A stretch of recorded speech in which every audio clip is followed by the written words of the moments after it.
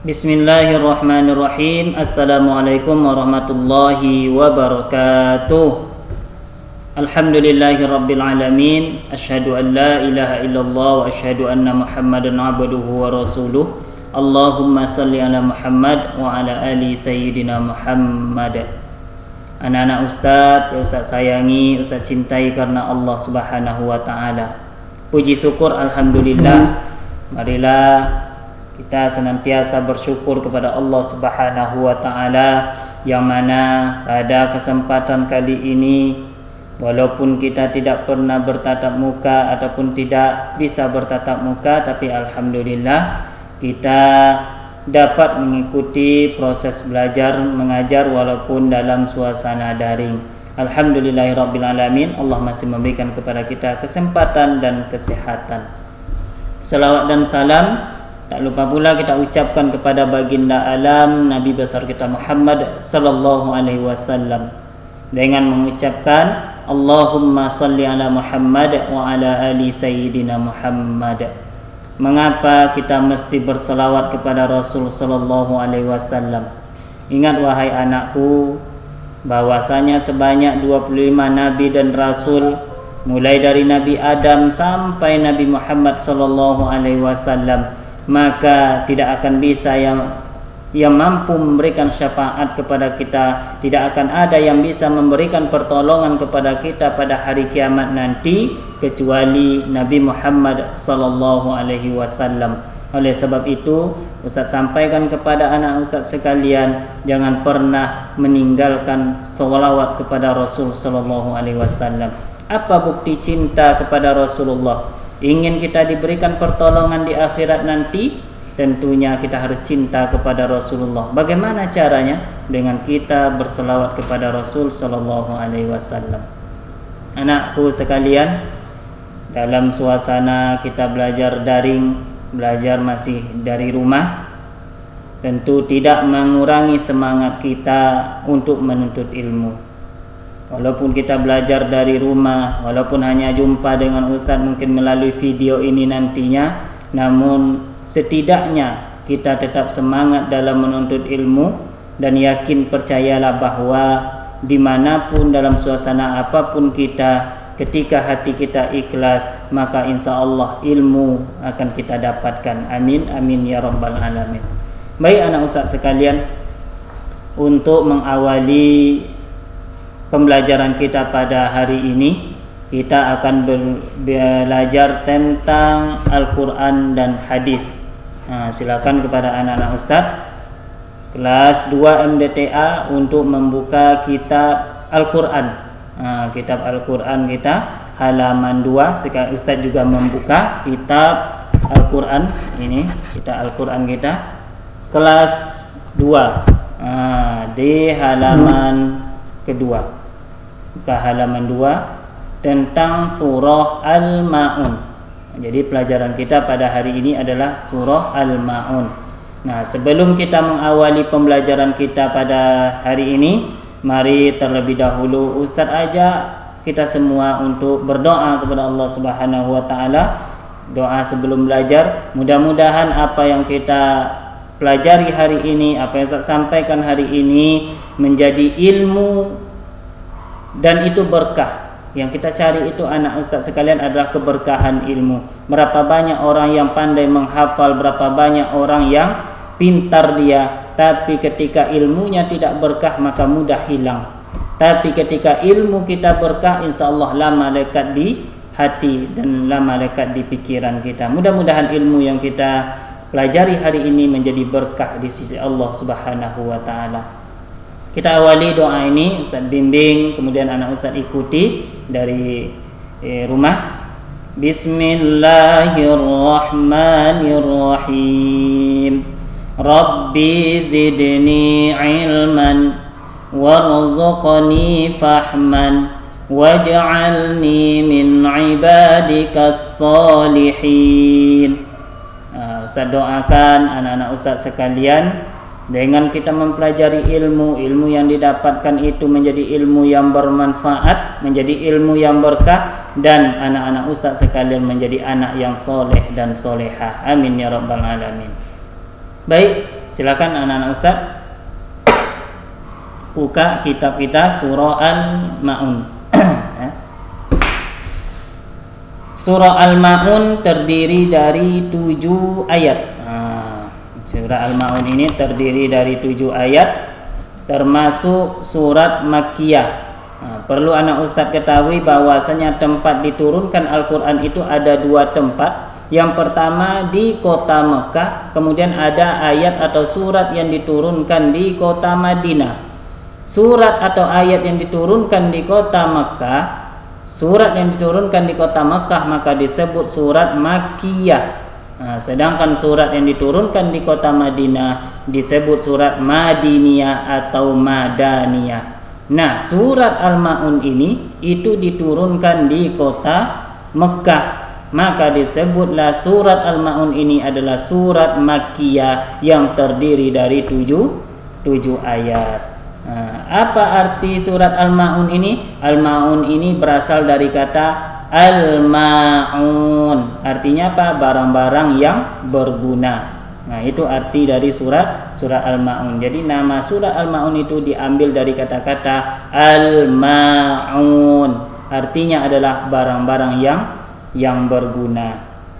Nah, sebelum kita mempelajari apa isi pokoknya, apa penjelasan dari surah Al-Ma'un ini, yang perlu kita pahami yang pertama sebelum kita mempelajari surah Al-Ma'un adalah yang pertama, tentu sebelum kita membaca surah Al-Ma'un ini perhatikan terlebih dahulu bacaannya, yaitu panjang pendeknya.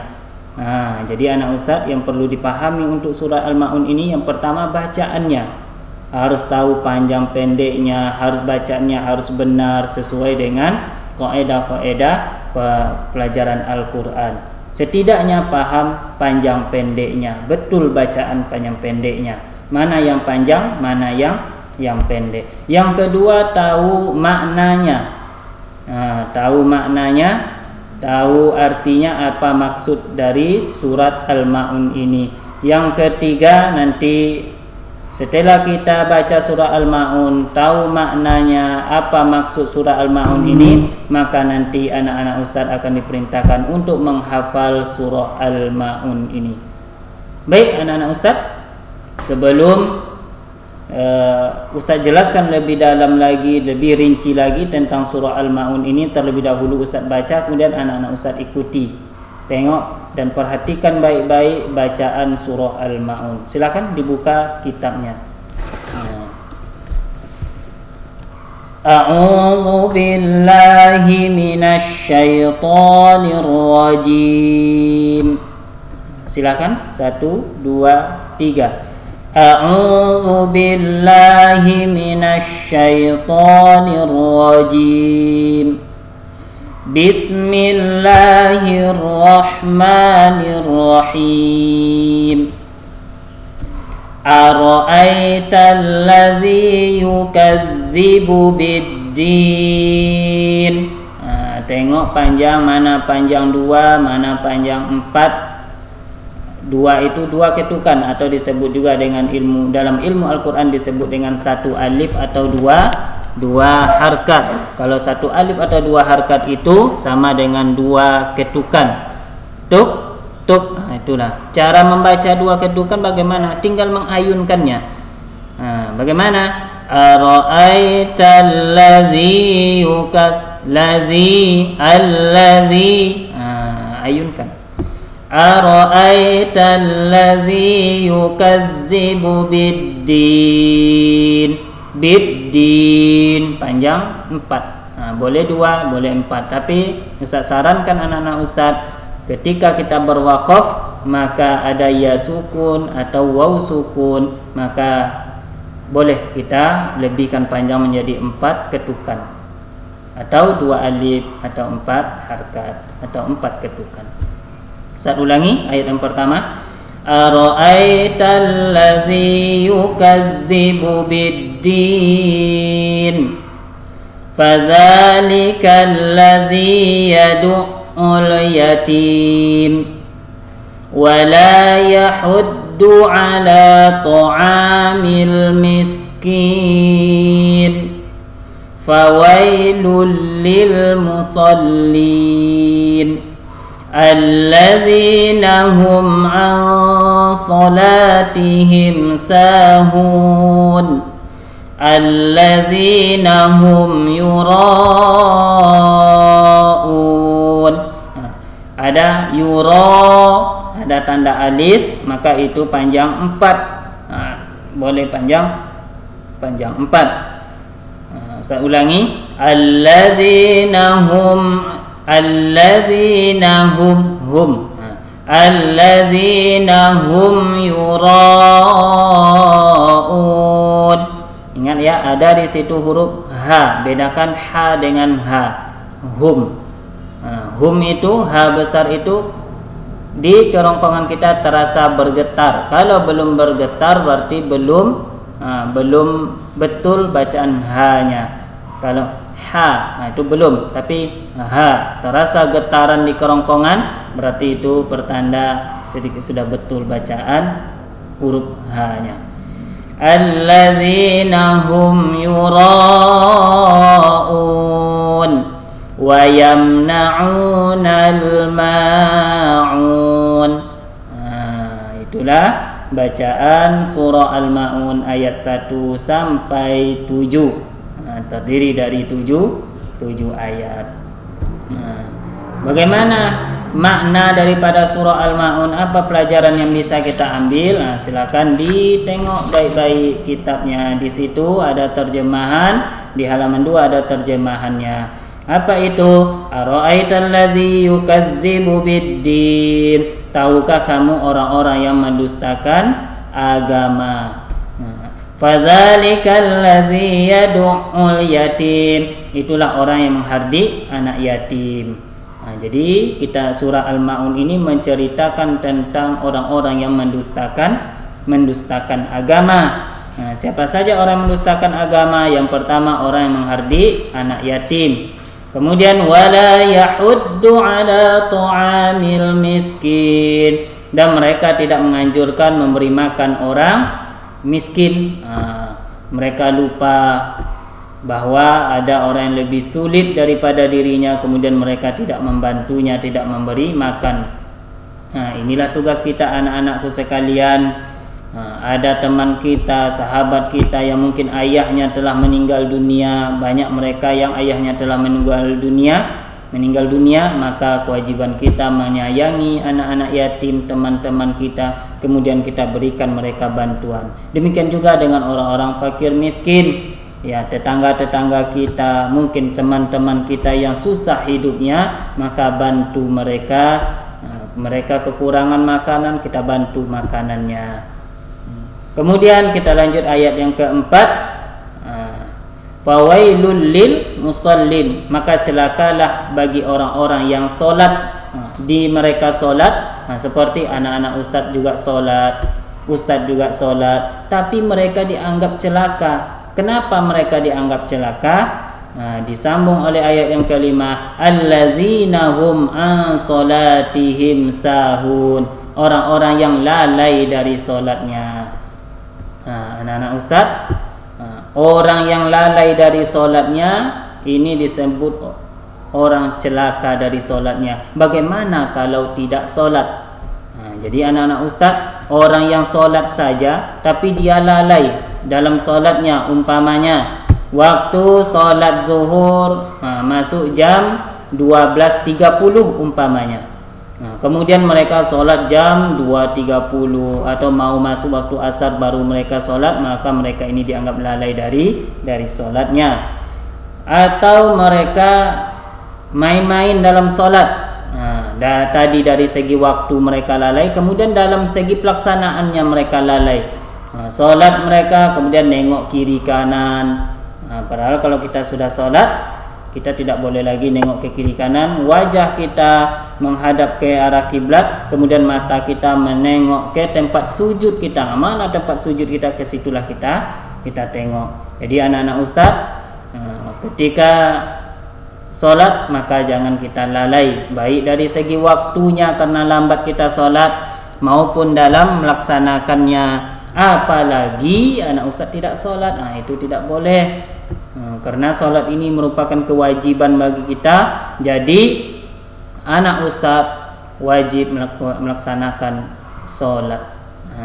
Jangan ada kalau hari ini kita sholat hanya, kalau sholat itu 5 waktu sehari semalam, baru kita bisa melaksanakan 1 sholat saja. Kapan itu? Karena maghrib. Waktu maghrib baru bisa. Besok tambah lagi, tambah, dan sampailah 5 waktu. Ingatkan juga ayah bundanya. Sampaikan ke ayah bunda, mak, ayah, kalau subuh saya susah bangunnya. Kalau mak bangun, ayah bangun waktu sholat, bangunkan juga saya supaya saya bisa sholat subuh. Pesankan sama ayah dan bundanya. Kalau bisa, bacaannya bagus, bacaan Al-Qurannya baik, iramanya bagus, ajak ayah dan bundanya untuk sholat berjamaah di rumah, sholat maghrib. Siapa yang jadi imamnya? Anak-anak ustadz yang jadi imamnya. Belajar jadi imam. Karena anak-anak ustadz, apalagi yang laki-laki nanti adalah calon-calon imam. Ketika sholat jadi calon imam bagi ayah dan bundanya, apalagi imam sholat di masjid-masjid.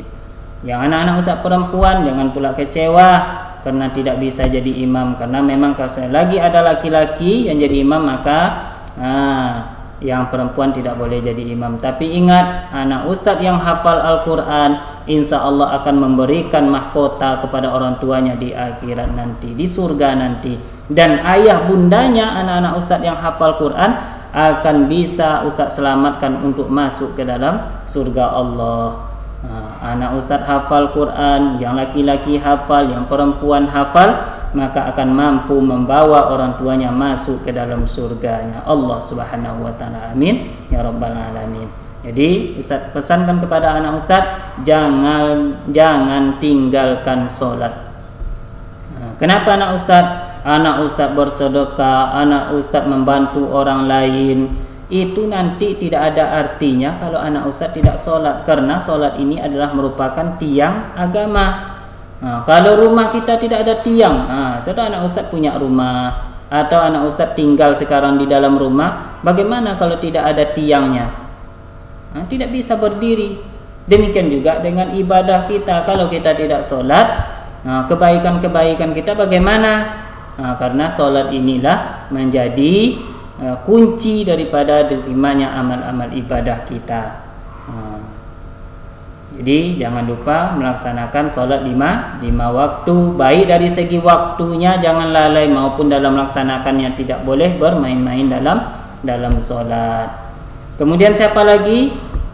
Orang-orang yang mendustakan agama. Yang pertama tadi menghardi anak yatim, yang kedua mereka tidak memberi atau menganjurkan memberikan makan orang fakir dan miskin, kemudian orang yang lalai dalam sholatnya, kemudian orang yang berbuat riya. Anak ustadz berbuat baik, anak ustadz sholat supaya apa? Supaya saya ditengok oleh orang lain, dipuji oleh orang lain, saya sholatlah. Atau anak ustadz bersedekah supaya tengok oleh orang lain, kemudian anak ustadz baru bersedekah. Kalau tidak ada orang lain, tidak bersedekah atau tidak berinfak. Seperti itu. Kemudian orang yang lalai itu adalah orang yang tidak mau membantu saudaranya dari barang-barang yang berguna. Jadi kita membantu orang lain itu berikanlah yang barang-barang yang berguna, yang bermanfaat bagi mereka. Itu seperti itu.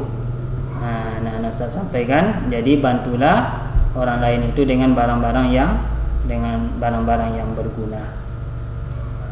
Demikian anak ustadz maksud daripada surat Al-Ma'un ini.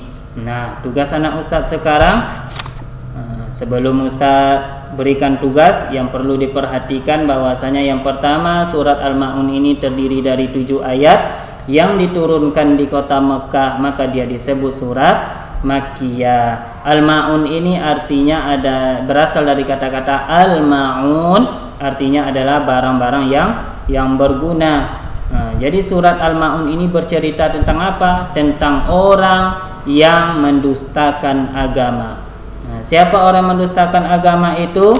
Yang pertama tadi orang yang menghardi anak yatim, yang kedua orang yang tidak memberi atau menganjurkan makan orang miskin, kemudian orang yang lalai dalam sholatnya, baik dalam segi waktu maupun dalam segi pelaksanaannya main-main dalam melaksanakan sholat. Kemudian orang yang berbuat riya, mereka beribadah tapi mereka ingin dipuji oleh orang lain. Jadi riya itu anak ustaz ingin dipuji oleh orang lain atau ingin dilihat oleh orang lain. Kemudian mereka yang enggan, yang tidak mau menolong dengan barang-barang yang bermanfaat, yang barang-barang berguna. Jadi kalau kita ingin menolong itu, memberikan orang lain itu, berikan yang baik, yang terbaik. Jangan barang yang tidak kita inginkan. Contoh, kawan-kawan kita butuh baju umpamanya, karena dia terkena musibah kebakaran, butuh baju. Kemudian kita berikan teman kita itu baju, tapi baju itu yang tidak kita inginkan lagi. Jangan seperti itu, tapi berikanlah sesuatu yang sangat baju yang kita cintai itu jauh lebih besar pahalanya. Ya, itu untuk anak-anak ustaz.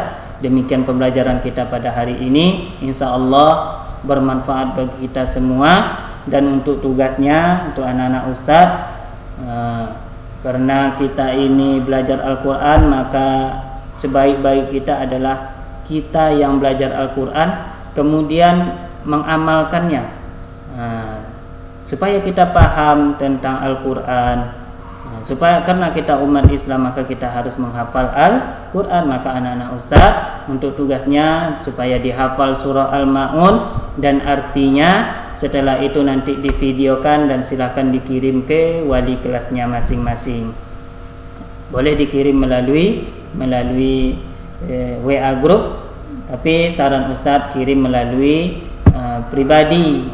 Silakan dikirimkan, minta bantu sama mama dan bundanya. Dalam belajar ini juga seperti itu, didampingi oleh mama dan bundanya untuk belajar, dibantu.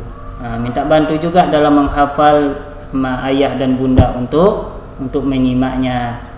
Silakan dihafal anak-anak ustaz. Semoga hafalan anak-anak ustaz kuat hafalannya, kemudian dimudahkan oleh Allah dalam segi menghafalnya. Demikian dari ustaz. Wabillahi taufiq wal hidayah. Assalamualaikum warahmatullahi wabarakatuh.